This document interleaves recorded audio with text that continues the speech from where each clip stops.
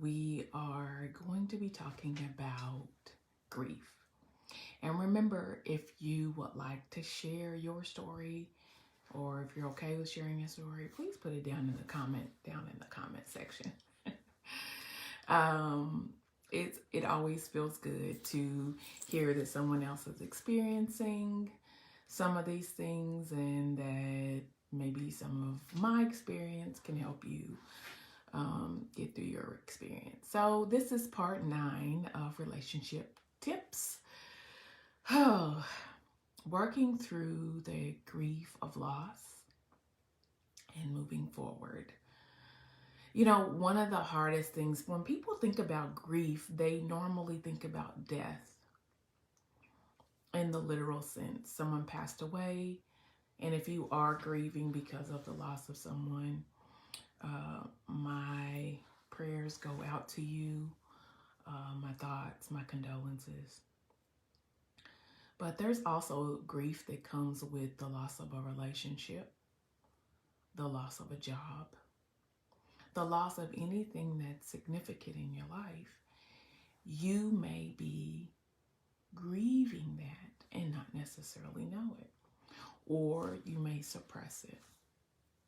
Now, the one thing with grief is that if you don't allow yourself to grieve, it will catch up with you unexpectedly. I had a situation, I witnessed a person drown a couple of years back, and that was really heart-wrenching. At the time that this happened, there were several things going on. I was attending 2 schools, a Bible school and working on my master's degree. And I felt like I had been ousted to a degree from my core group of people.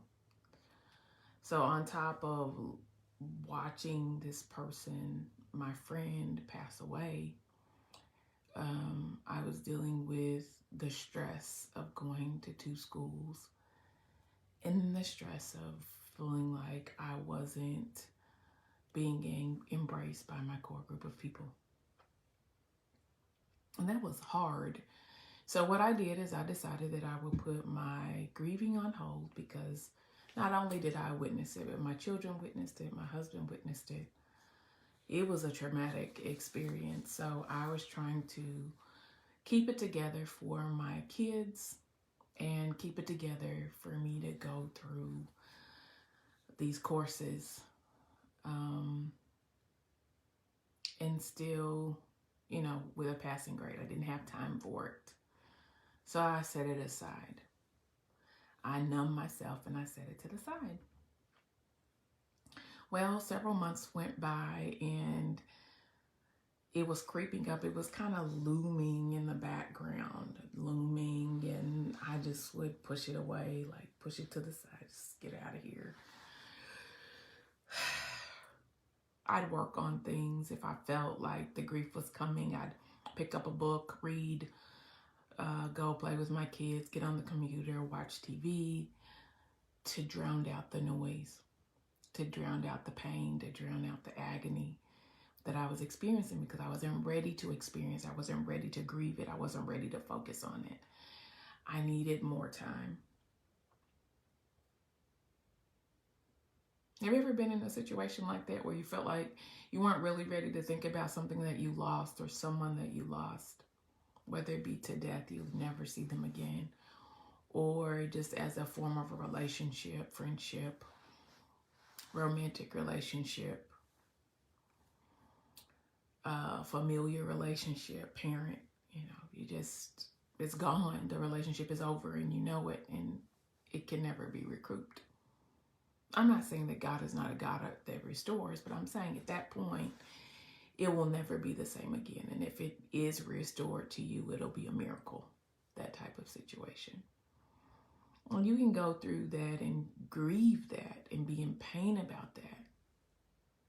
And you could just not be ready to focus on that, ready to put that in the forefront of your mind. And I had several people tell me that if you don't grieve it, if you don't let yourself cry, if you don't do it intermittently, it's going to catch up with you. Now, some of the things that I did to cope was I prayed, I worshiped, but I didn't let myself think about it. I listened to music on blast. Didn't let myself think about it. And towards the end of getting my master's degree, I graduated from Bible school, but towards the end of getting my master's degree, guess what? Here comes the grief. I'm in this one class that's kind of complicated for my mind. It's quantitative analysis. If you've ever seen it, it's all about statistics. Unless you like math, who knows? Let's get somebody that really likes data analysis to like really focus on that. I don't know what it was about the figures and the equations and things of that nature, but it felt like my brain just went.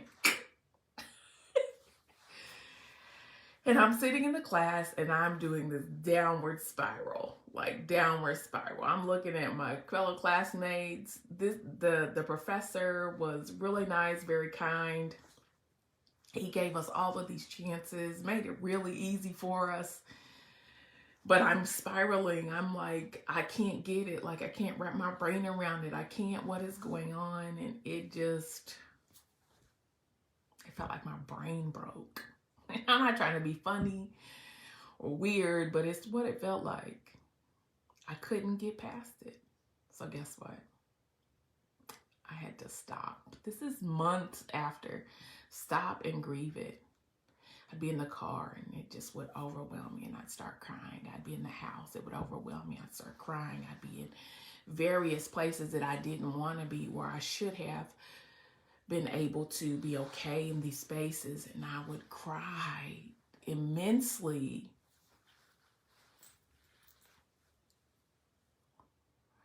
You know, I wouldn't use the term get over it. I did not get over it. But I did move past it.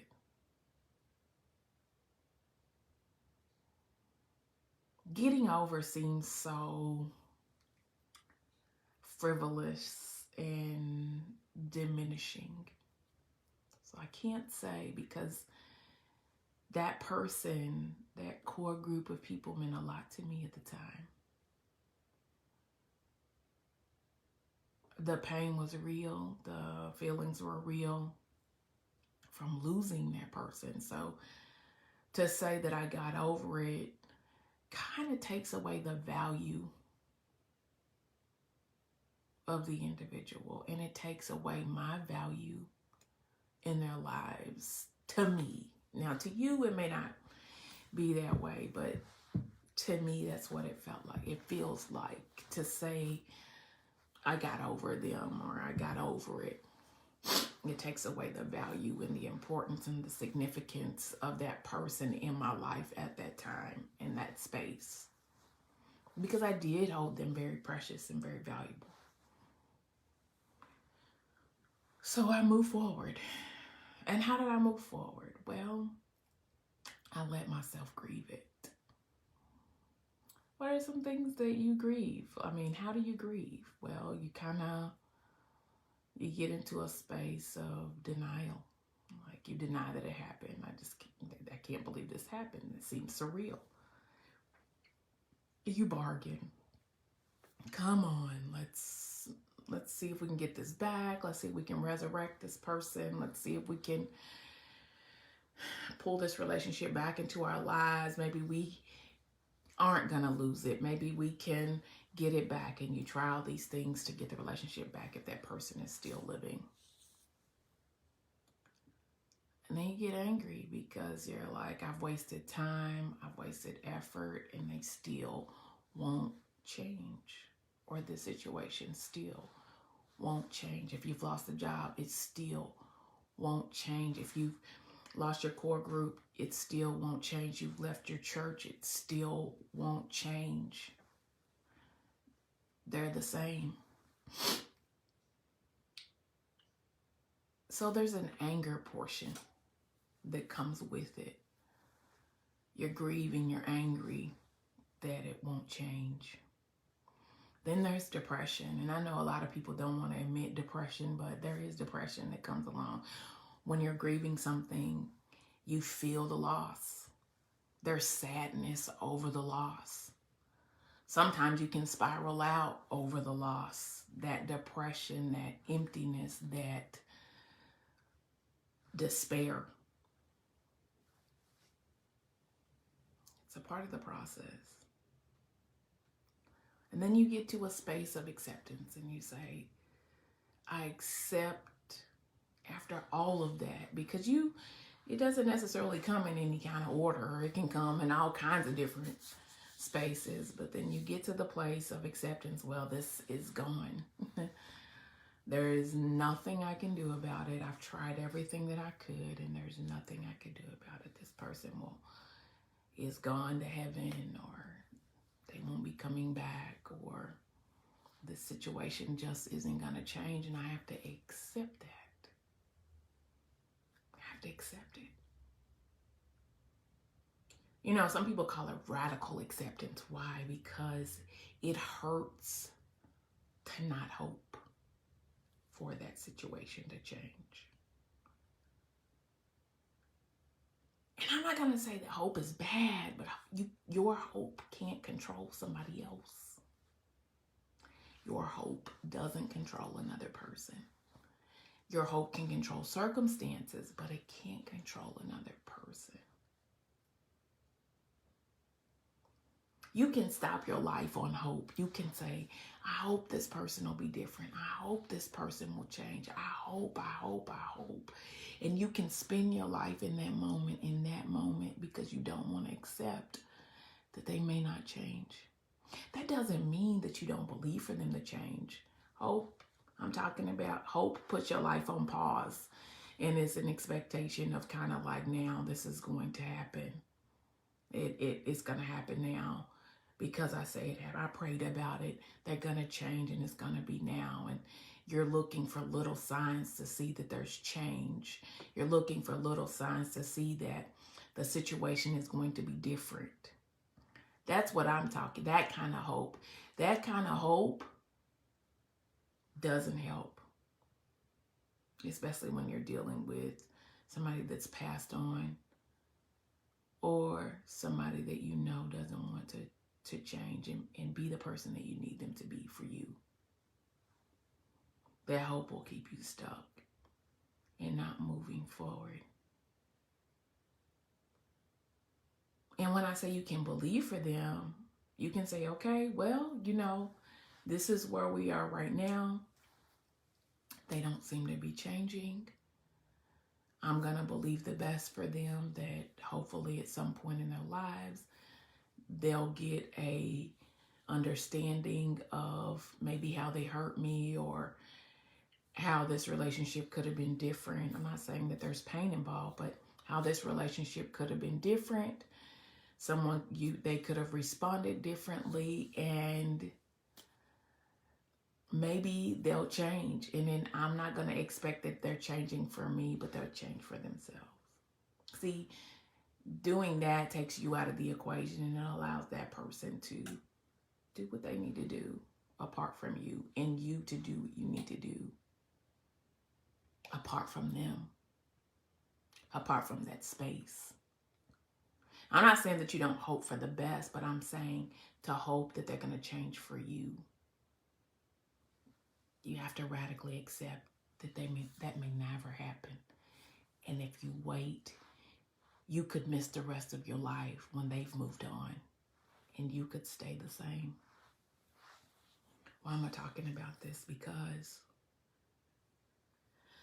a lot of times we don't put the value on relationships that they should have in our lives because we need other people. We live in a society that when people don't give us value or aren't valuable to us, we just kind of toss them to the side. If we can't benefit, toss them. We can't monetize, we toss them.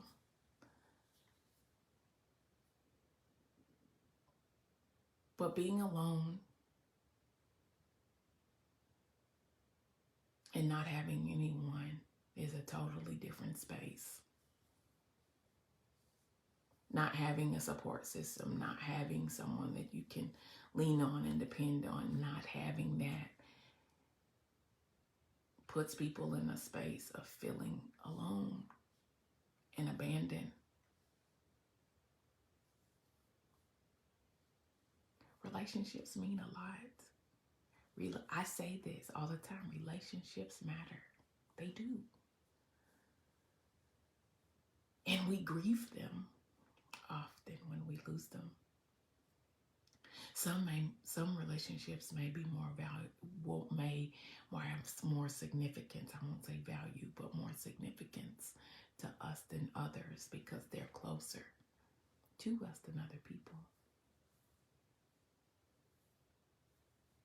But they matter.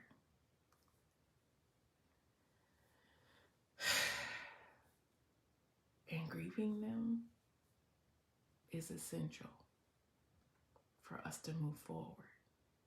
I'm not saying you forget. I'm saying you move forward. I'm not saying you get over it. I say you move forward. And you let go of the things you can't control. You let go of the things you can't change. You let go. And you leave it to the Lord. You leave it there. And you make the choice to move forward into your purpose, into your destiny, into new relationships, into a new path, on a new journey. You make a choice to move forward. Grieving relationships can be one of the healthiest things you can do because it allows you to go through all of the things that you experience with it and not carry it with you. Because carrying old relationship baggage into a new relationship, you may fall into the trap of being triggered and responding and recreating an old relationship with someone new that has no intention of harming you, that has no desire to harm you, that won't harm you. But if you haven't grieved it, if you haven't let it go, you'll carry that same baggage into new places, with new people, with new relationships. And you'll recreate the same scenarios that may have never existed if you've grieved it, if you've taken the time to grieve it. All right, I hope this helps. Until next time, I'll see you soon. Bye.